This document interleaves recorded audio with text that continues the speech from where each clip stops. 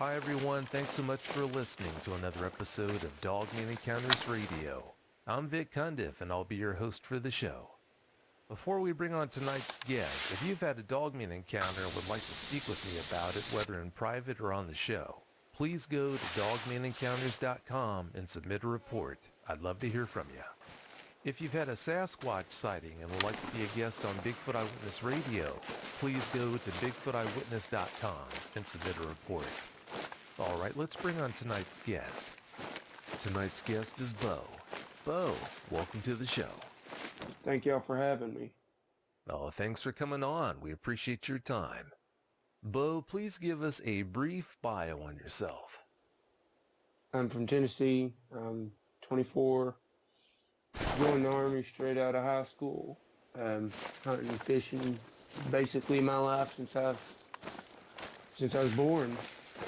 But now it's me and my fiance and our daughter, and couldn't be happier. Before we continue, I just want to thank you for your service to our country. I appreciate it. Thank you. Oh no, thank you, like I said. How did you find out about the show, and what were your thoughts when you found out about all the eyewitnesses who have had encounters with dogmen when you did?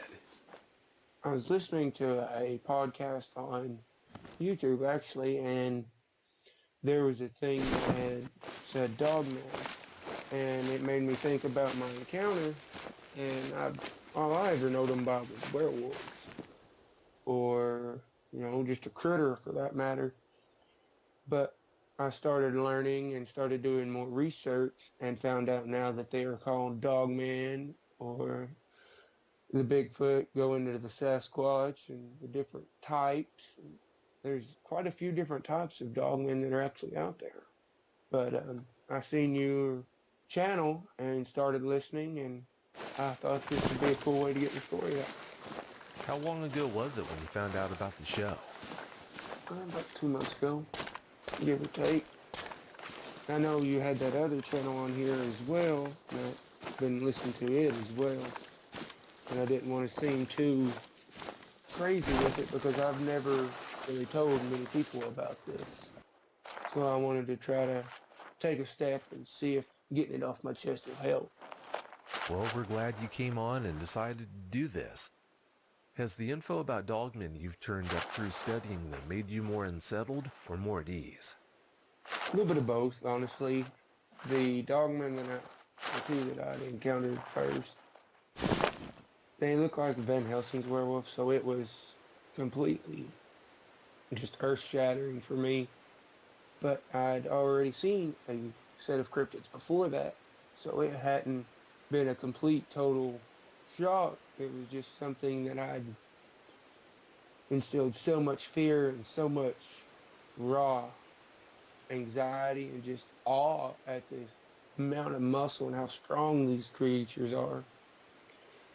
So I started trying to find out as much as I could. Yeah, it is a lot to take in. There's no denying that. Well, Bo, you've got a lot of details to share with us about your encounters tonight, so let's get to it now. Please give us every last detail that comes to mind. All right.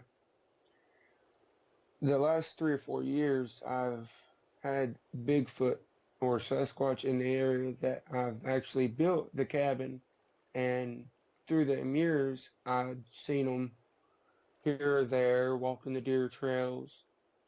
But when I had first seen a dog man, I had been hunting, or got up that morning about 6, I'm sorry, and me and my fiance, she had to go to work. So I made her breakfast, and she decided to try to make me a little lunch to take with me. So we got ready. I took her to work. Um, she's always been real amazing on everything. She does a lot for me. When we got to her work, she told me same thing as every time I'd go hunting. Bring me back something good and give her a kiss and headed off like every other morning. Heading into New River is absolutely gorgeous. Anybody that's been in the backwoods of Tennessee will tell you there's nothing like it. New River itself is a completely amazing place. There's not a lot of places around here like it. It's real thick.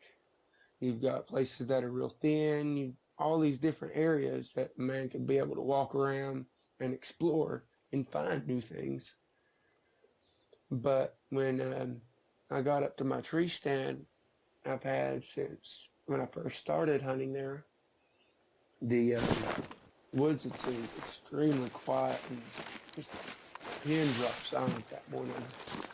And that it's never a good sign because that's a sign of a predator being around. And people will think, oh, they see in a dog man, it's a bear. I've seen bears in the river.